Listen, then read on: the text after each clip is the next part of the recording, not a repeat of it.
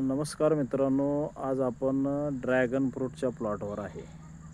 तर आपण मागील बऱ्याच दिवसापासून सांगत होतो की पावसाळी वातावरण आहे आणि अशा परिस्थितीत पीक कुठलंही असू द्या, त्याला मुळी टिकवण्यासाठी मायकोरायझा सोडणं अपेक्षित आहे. आणि मायकोरायझासोबतच आपण WMF हे एक प्रॉडक्ट सांगितलं होतं.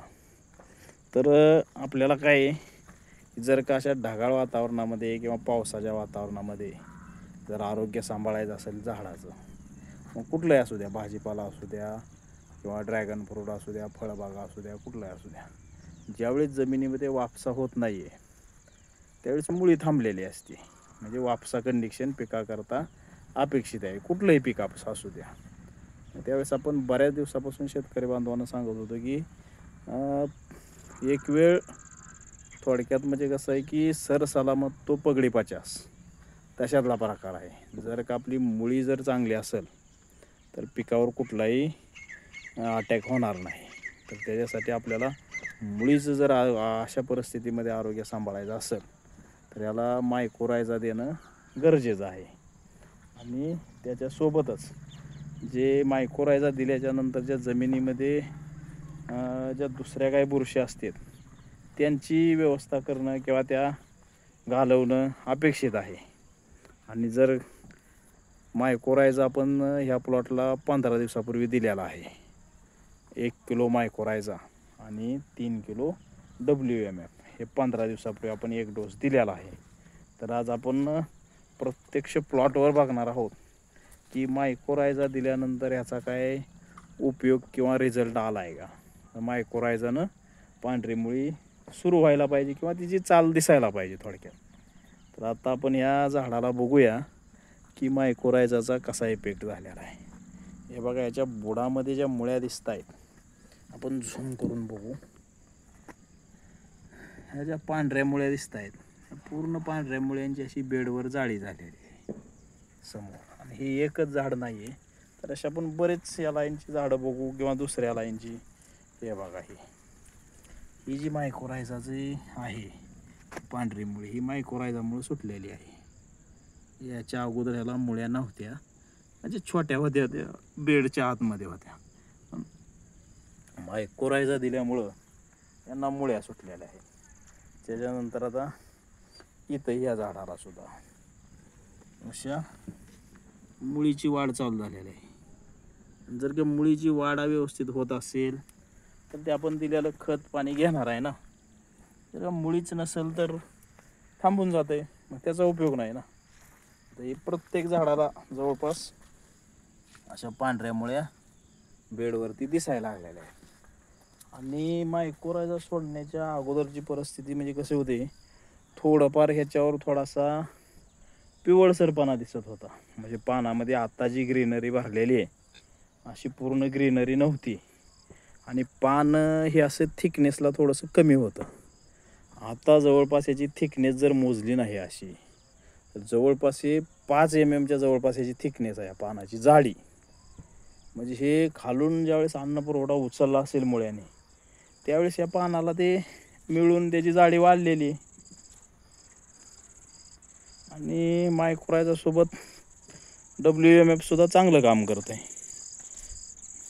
WMF हे बॅक्टेरियासाठी आहे, जे काही चुकीच्या बुरशी किंवा अपायकारक जी बॅक्टेरिया आहेत पिकासाठी, तर ते बॅक्टेरियाचा नायनाट करण्यासाठी आपण WMF वापरलेला आहे.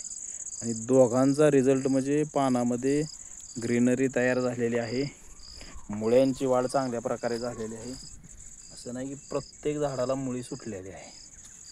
त्यामुळं असं एकंदरीत चांगल्या प्रकारे रिझल्ट दिसतोय.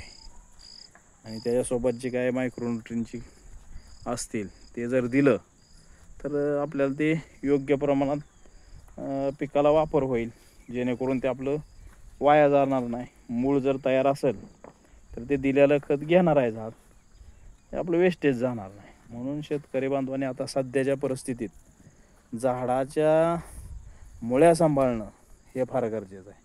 कारण मूळ जर व्यवस्थित असेल तर ते पिकाला तग धरू शकते अशा परिस्थितीत. पावसाचं वातावरण आहे. आज सुद्धा पाऊस झालेला आहे.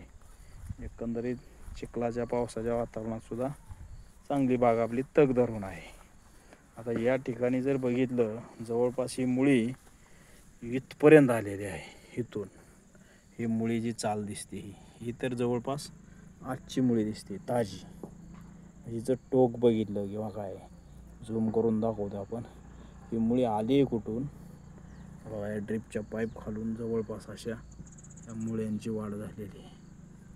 आणि याच्या अगोदर अशा मुळ्या नव्हत्या झाडांना.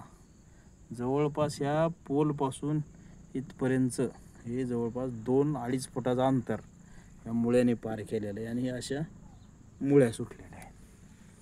त्याच्यामुळं पिकाला मायक्रोरायझा देणं हे गरजेचं आहे. आणि एवढी त्याची फास्ट वाढ सुरू झालेली आहे की याला वर एवढं झाडाला एवढी याचे स्टंप असताना सुद्धा, एवढी याची कॅनॉपी असताना सुद्धा खालून आता नवीन फुटवे निघायला सुरुवात झालेली आहे. फळ आहेच वर, नवीन काटे फुगलेले आहेत. त्याच्यामुळं कदाचित फ्लावरिंग ही निघण्याची शक्यता आहे.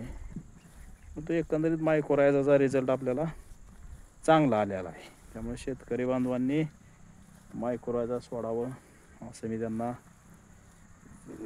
सांगत आहे. कारण आपल्याला चांगला रिझल्ट मिळालेला आहे. कारण झाडाची ग्रीनरी, एकंदरीत कॅनॉपी, फळांची साईज, आता हे फळ आपलं हार्वेस्टिंगला आलेलं आहे. याची जवळपास ही अर्धा किलोच्या जवळपासची साईज आहे. सर्रास अर्धा किलोच्या जवळपासची साईज आहे.